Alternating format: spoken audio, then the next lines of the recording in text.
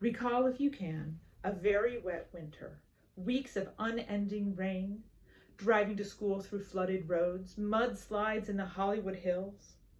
Do you remember ever hearing a newscaster talk about El Niño? Have you ever heard a newscaster or weather reporter talking about La Niña? Who are these kids? What does it all mean? I first learned about El Niño when I was in an oceanography class, and I was amazed to find how much our weather is controlled by the waters of the Pacific Ocean. After my talk today, you too will understand that relationship.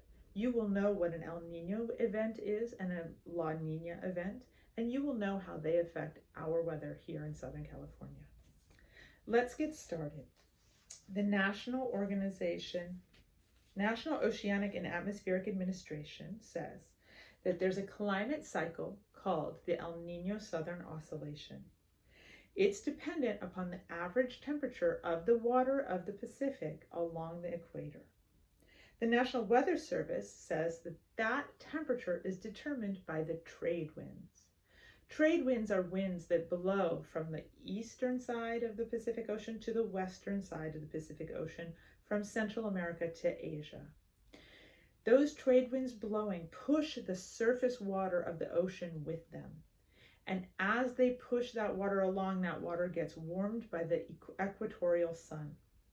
That air also fills with moisture evaporating off of the ocean. That water hits land and has nowhere else to go but towards the poles. Once it gets to the poles, it has nowhere to go but back down the eastern side of the ocean. And that is called a gyre, this cycle of water movement. So the trade winds are pushing the surface waters towards Asia. This is California here. The water hits the land and has to go up. It's cooling down. It continues to cool down as it goes across the northern seas in Alaska and Canada. And then it hits land again and must come down and head towards the equator, creating this cycle of water currents called a gyre.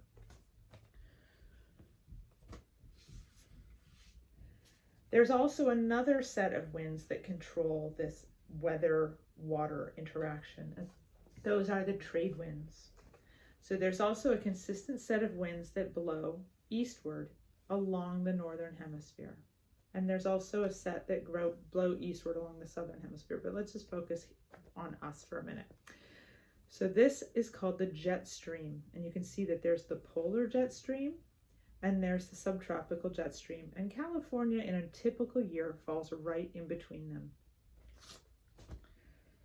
Now that you understand the air and wind and water currents relating to each other, let's talk specifically about El Niño and La Niña. So some years the trade winds are not blowing as hard.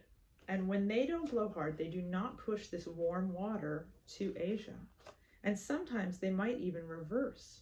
And they start to blow this warm water back towards California, Mexico, Ecuador, and Peru. So that warm water is building up in the wrong place. That's the actual definition of an El Niño year, is when these average water temperatures along the equator are above 5 degrees above normal.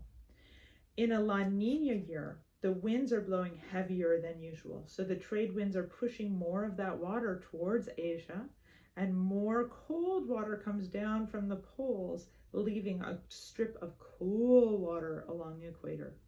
So a La Niña event is defined as 5 degrees below average for this average surface water temperature. So now that we understand how you define El Niño and La Niña, let's talk about what that does to our weather. The National Ocean Service and climate.gov make it clear that the ocean's temperature affects air temperature, which makes sense. If you have cold water, the air above it will get cold. If you have warm water, the air above it will get warm. That air temperature can determine air pressure. Hot air tends to take up more space. Cold air tends to take up less space. So therefore, hot air has more pressure and cold air has less pressure. That change in pressure and change in temperature can determine our weather. Since when you condense air with more pressure, you tend to squeeze moisture out of it, and when you expand air, you tend to get drier air. So El Nino pushes the jet stream to the south. And when that happens, you end up with the weather that belongs in the northwest, moving downward. So we get a strip of very wet weather along the southern states. It's essentially like Oregon and Washington's weather moves down to Southern California and Northern California. You'll also get a warmer, milder strip of weather up here in Northern California, Northern Canada and Alaska, a dry patch here in the southeast, and very cold weather, very cold weather up here in Northern Canada. So this is a typical weather pattern of El Nino. The risk of flooding is increased here along the south, but the risk of hurricanes is actually lower. And the reason for that is the increased moisture in this air mixes well with the high moist air of the Atlantic. In a La Nina year, the opposite happens. That jet stream gets moved upward. And we in Southern California end up with the weather of northern Mexico. So we get very dry weather. All of the southern states get very dry, warm weather. The northwest, Oregon and Washington actually get above average moisture. And all of Canada and Alaska get a very cold winter, extremely cold winter. So now we've talked about the relationship between wind and water currents. We've talked about how we identify El Nino and La Nina events, and you know how those events affect weather. So the next time a newscaster talks to you about those events, you'll know what they mean.